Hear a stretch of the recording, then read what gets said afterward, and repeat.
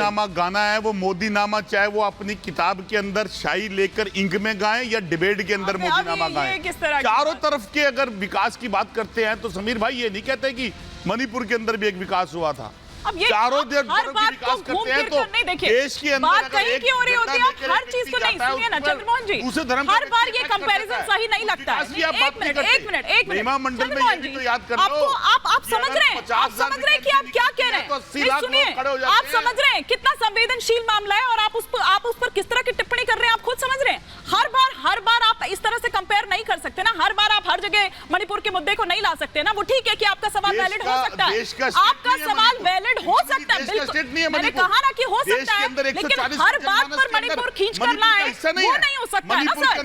आपसे क्या पूछा जा रहा है? आपसे आप देखिए ना, कभी वोटर्स को आप राक्षस बता देते हैं, कभी युवाओं को आप नशेड़ी बता देते हैं, कभी कुछ कभी कुछ की अनदेखी करी जाए। प्रधानमंत्री मोदी के 10 साल में 24 करोड़ लोग गरीबी के रेखा से निकले, क्योंकि 24 करोड़ लोग गरीबी रेखा से निकाला है प्रधानमंत्री मोदी ने। हिंदुस्तानी है और देश आज दुनिया की 5वीं अर्थव्यवस्था है और ये क्या जाति आपने लगा रखा है? जाति है कि जा ही नहीं रही है। कभी पत्रकारों को पकड़ पकड़ कर जाति पूछने लगते हैं, उनके मालिकों की जाति पूछने लगते हैं। अरे अगर इतना ही है तो कर्नाटक में हो या छत्तीसगढ़ में तो आपने कराया था, क्यों नहीं उजागर आपने किया? राजस्थान में आप राजस्थान में क्यों नहीं किया? अगर इतना है तो करते ना, वो उजागर करते। देखिए राजस्थान की बात ले लीजिए, अभी आप राजस्थान के अंदर आए हुए कितने दिन की सरकार हुई है भाजपा की, और आने के बाद का हालात क्या है? आपकी तो 5 साल थी ना अशोक गहलोत की, मुझे आप क्यों नहीं करवाया? अशोक गहलोत तो 5 साल है, आप गोल पोस्ट चेंज कर रहे हैं। इस चीज को आप बता दीजिए, अब आप गोल पोस्ट चेंज कर रहे हैं। एक बार तुहिन सिन्हा का रुख करूंगी, फिर नाहिद लारी खान का भी रिएक्शन मैं लूंगी। तुहिन सिन्हा जी,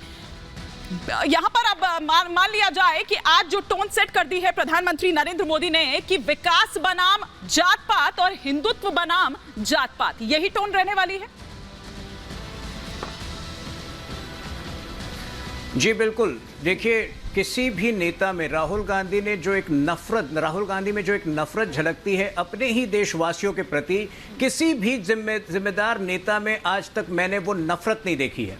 वो उत्तर प्रदेश और बनारस के युवा को नशेड़ी कहते हैं, वो अमेठी में जाकर लोगों को पकड़ पकड़ के कहते हैं कि आप लोग जो है भूखे मर जाएंगे जय श्री राम करते करते। अरे क्यों मरेंगे? 25 करोड़ लोगों को पिछले 10 वर्षों में इस सरकार ने गरीबी रेखा से ऊपर उठाया है, तो केवल इसलिए कि वो राहुल गांधी को उन्होंने एक तरह से अमेठी से बाहर निकाल दिया, वो नहीं चाहते राहुल गांधी को अपने नेता के तौर पर, वो ये धमकी देंगे अमेठी के लोगों को।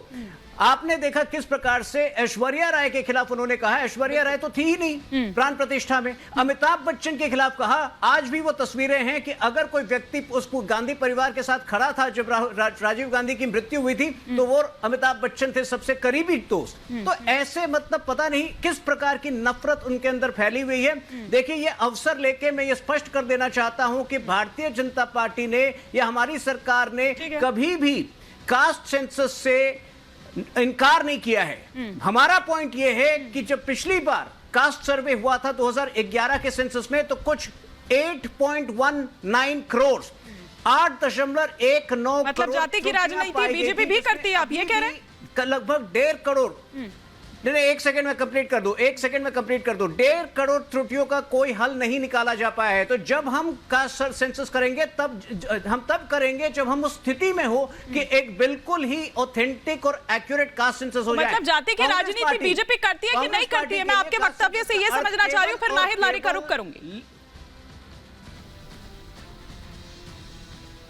रिपीट कीजिए एक बार सवाल। जाति की राजनीति बीजेपी करती है कि नहीं करती है? फिर मैं आपके इस वक्तव्य से ये समझना चाह रही हूं। बिल्कुल नहीं, कतई नहीं करती है। जिसकी जितनी भागीदारी उसका भाजपा विरोध करती है, समर्थन में केवल 4 हिस्सेदारी उसकी भागीदारी। मत बोलिए, बीच में मत बोलिए, एक एक करके। हाँ, प्रधानमंत्री जी ने बार बार ये स्पष्ट किया है हमारे लिए केवल 4 जातियां हैं, गरीब, महिला। वो बिहार में जो हुआ है और हमारी उसका क्या कीजिएगा तुहिन सिन्हा? रही है फिर बिहार में जो नीतीश कुमार करवा के आए उसका क्या कीजिएगा?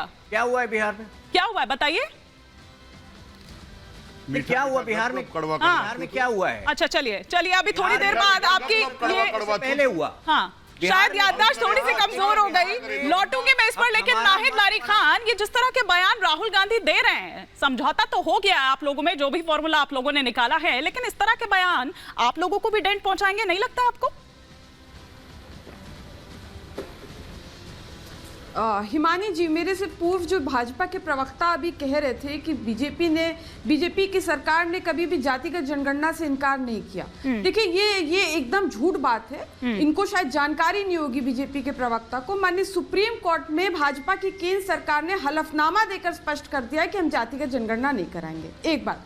दूसरा, आप पूछ रहे हैं कि जाति करते हैं विपक्ष के लोग। अरे बीजेपी खुद देश की एकमात्र ऐसी पार्टी, पहली ऐसी पार्टी जिसने माननीय राष्ट्रपति जी का भी जाति बता दी कि हमने आदिवासी समाज की महिला को राष्ट्रपति बनाया, मतलब बनाया है। वो तो कह रहे हैं हम 4 ही जाति को जानते हैं। पिछड़े, दलित, आदिवासी 72% इनकी आबादी।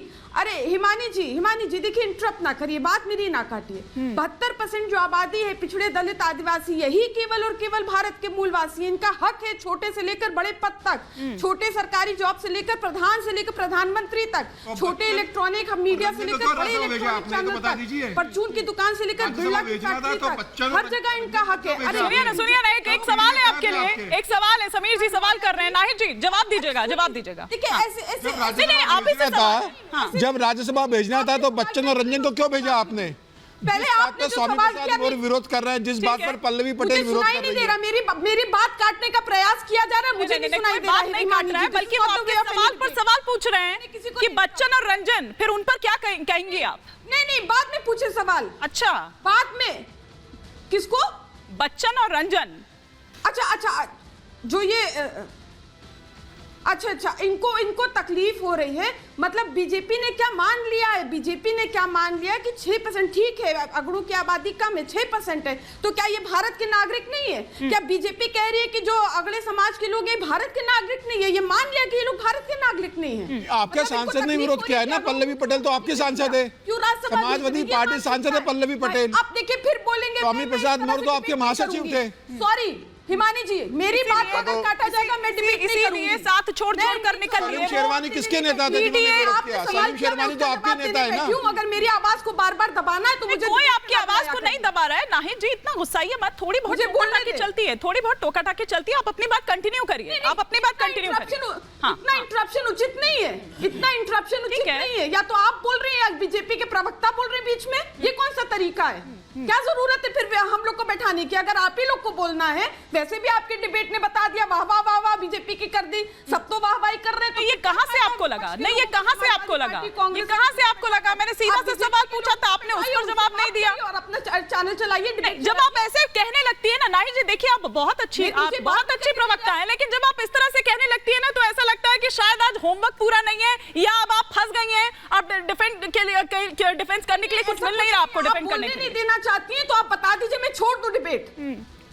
इतनी देर से मैं तो ये बता रही हूँ, स्पष्ट रूप से बता रही हूँ, जब केशव प्रसाद मौर्य आप बोलने दें, आप बोलने दें। जब केशव प्रसाद मौर्य जी जो चुनाव बुरी तरह से हार गए तो बीजेपी के लोगों ने बोला कि मौर्य जी जो है चुनाव बुरी तरह से हार गए, ये पिछड़े समाज के, लेकिन फिर भी हमने इनको डिप्टी सीएम बनाया क्योंकि पिछड़े समाज के।